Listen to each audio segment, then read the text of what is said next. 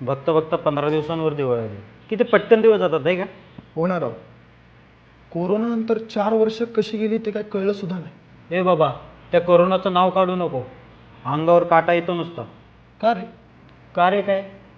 किती डेंजर परिस्थिती होती. बेड नाही, ऑक्सिजन नाही, नुसती पळापळ. खरं आहे तुझं. पण आपल्या भोसरीमध्ये असं नव्हतं नाही का? आता माझंच उदाहरण घे ना. मला कोरोना झाला आणि आपल्या महेश दादांमुळे बेड उपलब्ध झाला. मीच नाही, आपल्या भोसरीकरांचं सुद्धा.